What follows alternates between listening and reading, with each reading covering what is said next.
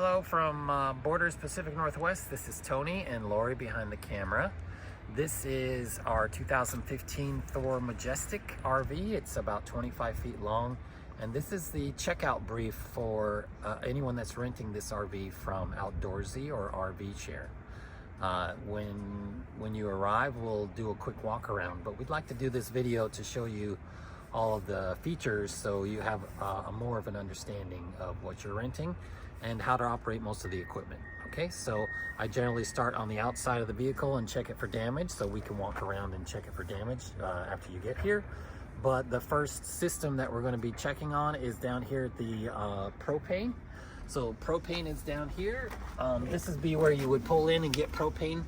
There's a gauge right here that tells you how full it is. This is the on and off switch, and you have to be a licensed professional to do propane. So any place in Oregon, the tank is fixed. You can't take it off and get it filled. So you have to take the entire vehicle to your propane location to get it filled. Okay. If you're using this door and you would like the door to be propped open, there's a locking mechanism here that'll hold it open for you, and that'll let you use the screen here. So the screen is here, and then you can close it up and slide it. That way you don't get any bugs in there. After that, the next system behind the door is right here. This is the back of the water heater. There's nothing in there that you need to service, but you will hear it hissing and lighting off to get heat for your water. It's a 6-gallon tank. It takes about 20 minutes to heat up. So anyone that wants to take a shower, you're going to kill it within 5 to 10 minutes. You'll need another 20 minutes to heat up that water to get another hot water shower. This is the fill for the onboard water. So you get 40 gallons of water, and you'll fill it with a garden hose here. I will have filled it before you leave, so you'll start out with a fresh 40 gallons. If you need more water on board the RV while you're traveling, you need to fill it up from here. We'll talk about city water here in just a minute, okay? Over here is the storage container. For most of the bigger items, your luggage, things like that, there's a few keys that you can deal with. The silver key is anything that's outside. This is to drive the vehicle. It's a Ford. This is the door key, that main door over there. And then one more for a safety gas cap. So we have a locking gas cap sometimes. All right, I'm gonna open this compartment for you. We're gonna use this silver key here. Okay, here we go. On this one, you gotta push it in a little bit to get it to go loose. And then you open these here. Every one of these doors has a latch on the back. You just push it into place, and it will hold it up into place. Inside here we have a broom, a dustpan, some camping chairs, the freshwater hose that I'll show you how to use in just a minute. There is a jack and tire changing equipment here for emergencies only. You do get roadside assistance with a rental. And yeah, that's about it for back here. Let's keep going. On the back here is another door to the same compartment. If you wanted to get the spare tire, it's there underneath the gray. This bumper is a little bit wonky right now in 2023. It might get replaced as soon as it gets a little worse. For the spare tire, you have all the equipment to change the tire in here? Yeah, we have all the equipment to change the tire now. If it's a true middle of the night, middle of nowhere emergency, you should be able to change the tire. And it's all under here? It's all under there. Okay, yep. Cool. Okay, so we're moving over to this side. Once you get to your campground, you're going to grab your blue hose and you're going to connect it to a regular old hose bib that's at your campground, and you will hook the blue hose to here, and that will give you water into the RV. You are now bypassing the onboard tank, right? So you're still getting all the water and all the water pressure from here. You no longer need to use the pump, which I'll show you how to use once we get inside. All the water pressure is provided by the city connection, and you cannot fill up that tank on the other side through this hose, okay? That's something a lot of people forget, is that you can't do it. And you don't want to put the water pressure on really strong, or it might make it leak from the faucet if it's too much water pressure. Too much pressure, sometimes the pressure's so high that some of the faucets start to leak and things like that. So just if you start to see leaks, then you need to turn down your water pressure, okay? Down here, Two things. One, this is where you'll fill regular gas, just nothing super, nothing advanced. It's just regular unleaded gasoline. And sometimes when it's in storage, we use this locking gas cap, which you can take off once you hit the road and you're with the vehicle at all times. No one's going to siphon your gas in the middle of the night unless you're in some super shady areas. Okay, here is the working end of the black tank and the gray tank, right? Inside here is a sewer hose. I'll provide you with some rubber gloves, and you will grab this hose and hook the orange end down here. We're gonna need to get a little bit lower. So down here is the connection to add that to turn on the orange section of the hose. And then it goes over into the ground in a hole. And over here is the black handle, which is anything that goes in the toilet, and the gray handle, which is anything that goes in the shower or the sink. I always flush the black tank first. You pull the blade, it goes out about 4 inches, and everything comes rushing down the tube and into the hole in the ground. Leave it open and then pull the gray, and it will wash out the hose, so your experience is a little more pleasurable than it could be if there was still... So poopy duty on the right, gray on the left. Yeah. Got it. Then once you get that, when you're ready to go and you're ready to hit the road, you'll disconnect and you'll put the hose back in here, and then you'll head on down the road. Okay. And if you're having trouble finding dump stations, dump at your last campground. Depends on how long your drive is. Yeah. This is the back of the refrigerator. There's nothing in here to service, but you may hear it making sounds just like the hot water heater. It tends to light, it tends to make popping sounds, things like that. This is the back of the heater. So like if you're trying to heat up the inside of the RV because it's cold outside, this will get hot, and it tells you that it can get hot there. So just know that there might be air coming out of there that's really hot. This is your electrical connection for this RV. You will want to, if you look in here real quick, there's two things going on. It's already connected to the onboard generator, and that is how you can use it, like when you're dry camping or when you're going out into the wilderness and you want to camp out in the wilderness. If you need to stop and say visit a family member and you want to connect to their garage, you can run an extension cord and plug the end of this plug, and then you get normal 110 connection. And that'll get you all of the power that you need to camp out in front of someone's house. Okay, let's go through this part. When you're ready and you're at a campground, you're going to pull this cabling out. You want to get the yellow section out first. If it's cold out, it's a little more rigid than when it's warm. But when you get to a campground, there's going to be an electrical connection here right next to the water, and you're going to plug that in directly into an electrical panel. This is considered a 30 amp plug, and any campground that's since the 60s has been running 30 amp connections. Some of the bigger RVs have a 50 amp connection, but this is standard for most RV parks. You'll plug it in. You may have to turn on the circuit breaker, but that'll get you everything that you need for electricity. Okay.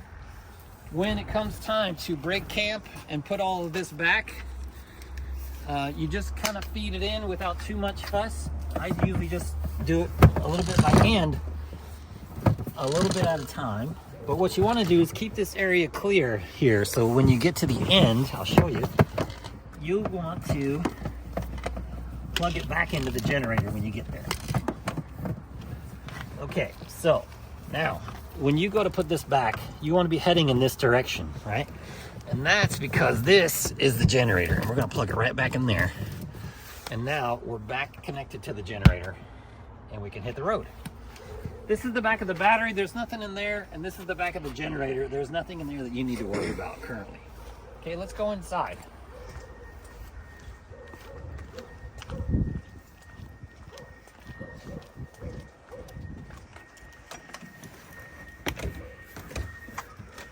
Okay.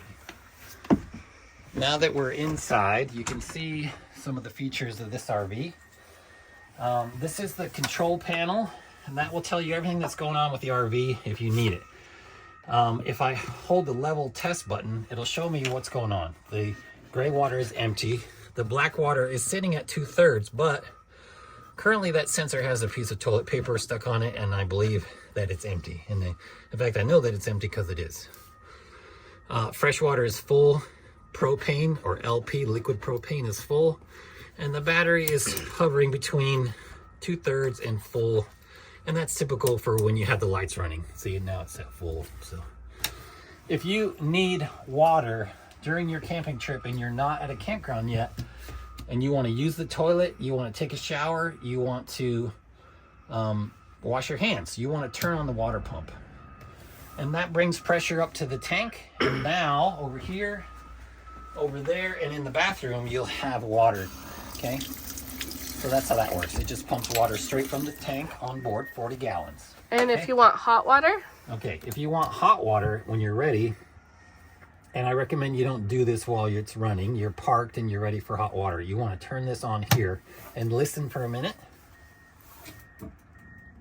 Yeah. Just heard it light off. Yeah, so it lights off down there and you'll be able to hear it.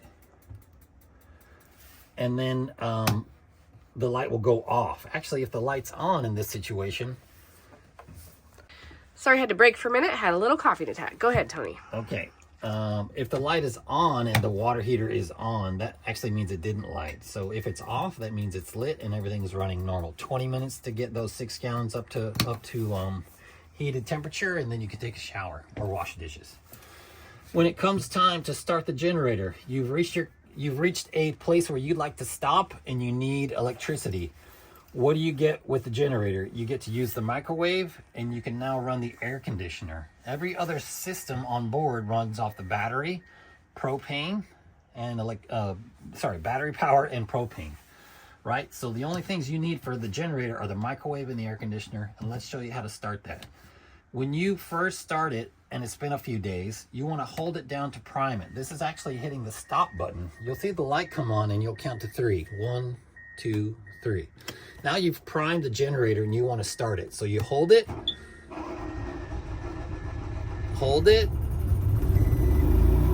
and you can see now the generator's running. What does that give us again? I'm just recapping. This will give us microwave power, right? And the generator now works. The air conditioner works. Sorry, the air conditioner. Yes, the air conditioner. So you can start to run this system here. Low fan, high fan, and then cooling, which actually means air conditioning. And then you have high cooling. So I'm going to turn it back to off. And I like to leave it off before I turn off the generator. If we're all done with the generator, we can hold it. And don't let it go too soon, otherwise it starts right back up. So just hold it until it stops moving, and now you're done with that.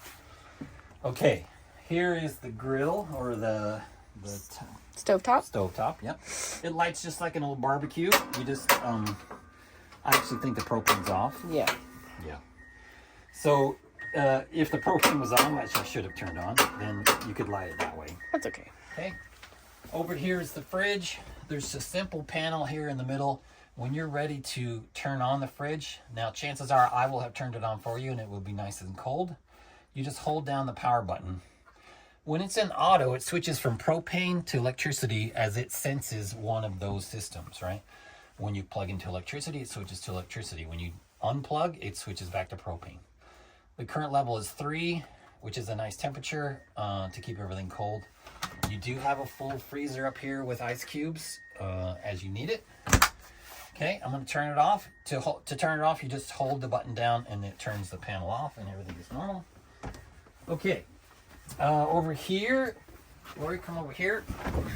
When you want to heat, when you're ready to turn on the temperature, you want to heat up the cabin, you can slide this over, and then that comes on down over there, and that will turn the heat on and make it nice and warm in here. It's very efficient, and it'll blow you out in 20 minutes. So it's nice and hot. When you're done, you want to slide this all the way over to the left until it clicks, and then it'll turn off. It'll take a few seconds for the fan to turn off. It's just cooling itself down. Inside here is the bathroom. It is a porcelain toilet, which is really nice and sturdy. Bathroom, or the shower's standard stuff. And then there's a light switch here on the inside. Up here. Yeah, there we go. And then there's vents on every location. That one has an exhaust fan. Typically, it's very simple, righty-tighty, lefty-loosey, to open up and get some fresh air. And then you just make sure you tighten them and close them before you drive away. You don't want them flying off in the middle of a drive.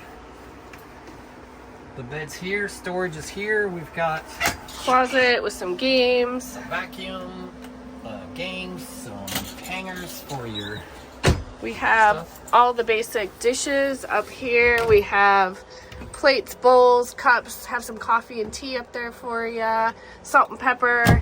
And then down here we have some pots and pans. And then under the sink there's a coffee maker and some cleaning supplies. Okay. If you're ready, we'll show you how to do this. So let's say you have, the kids are ready to go to bed, and now it's time to make this into a bed instead of the dinette. So when you're ready to make this a dinette, you want to turn these cushions up and put them right like this, temporarily, okay? And there's seat belts under there too, if your kids are riding. So we're going to put these up here, temporarily here. All right, when it comes time to use this, you want to smack it from the bottom. Okay, and what it's doing is it's coming away from the side over here. There's a hinge, and you can pull the pole out. Let me see if I can get this out. There we go, the pole. So this goes down, and then it fits in between those, and then you make this into a bed. Okay, simple stuff. Right, and the pole goes in this hole right here to store it. So when it's time to go to bed and you're not tripping over the pole, it goes right in there. Okay, and now you have a bed. Admittedly, it's a little short, so I would say you should probably be under 6 feet to sleep here. And if you're going to put 2, you should be, you know, under the age of 15, I guess. But plenty comfortable. The bed up here is similar. This cushion here has a nice heavy board in it to span the distance of this opening here. And admittedly, this bed is pretty firm. Yeah, pretty firm, but big. Yeah. You can definitely fit. It's definitely 2. a king, I think, up here. Yeah. Up over here, one more thing. I think this will be the last thing, but there is a privacy curtain here. Oh yeah. You'll just unroll this, and then if you look down here, there's little Velcro spots. So they'll meet in the middle, and then you Velcro them together. Okay? Lori and I are here for any questions, of course. We'll be available via phone or through the app.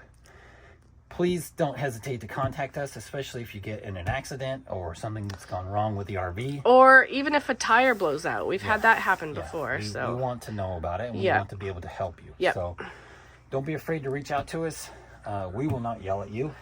We'll just try and help you as best we can. Ooh, one thing to note. Don't drive through a coffee shop in the RV. Someone did that. Yeah, don't think you can get into places that you shouldn't. So, it's better to be safe, park away from any structures that you think you can get under except for a gas station, and walk in. And pay attention to, a lot of Oregon campgrounds have low hanging branches, and some of those branches can actually damage the air conditioner and stuff on top. So just be aware. Yeah. So anyways, thank you for renting from us. We appreciate it very much, and we're here for you if you need us. And thanks for watching at Borders Pacific Northwest.